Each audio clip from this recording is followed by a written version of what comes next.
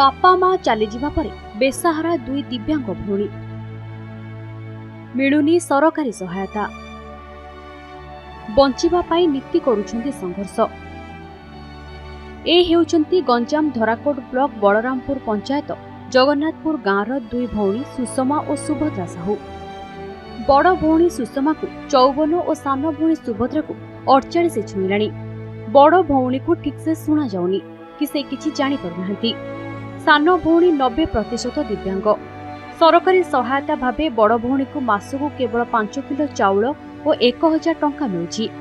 सान भौणी को ना दिव्यांग भत्ता ना राशन किछि भी मिलुनी। ओळिए खाई ओळिए उपास रहउछन्ति दुई भौणी।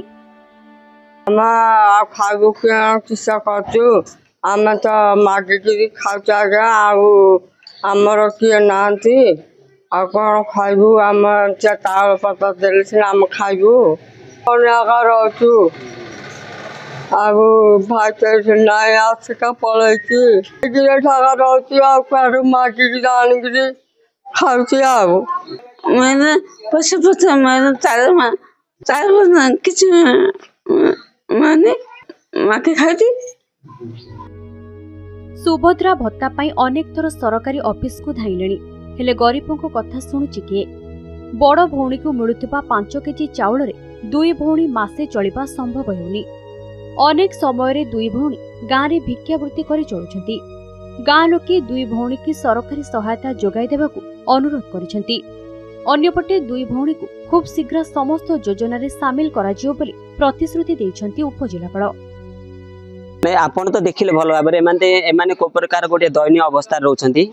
आमे समस्त जानिछन्ती जे सरकारनकर अनेक योजना रहिछि एई मानक बळी लोक मानक पई किंतु से दुई भौणी संपूर्ण भिन्न भिन्नक्षम अटंती। सरकारनक चाहिथिले से मानक अनेक योजना रे मध्ये शामिल करि पारथांते किंतु एमानक एबे जाय सरकारनकर कौनसी भी योजना एमानक पाखरे पहुंची पारि नाही।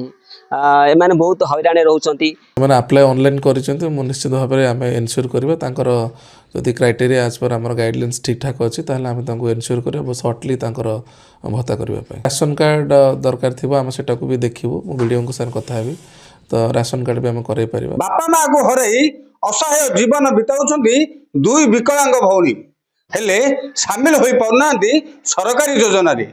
तेणु अन्य पाखे हाथपति चलुवा यही दुई भौणी को आवश्यक एवं सरकारी सहायता। जगन्नाथपुर गाँव नरेंद्र कुमार साहू नंदीघोष।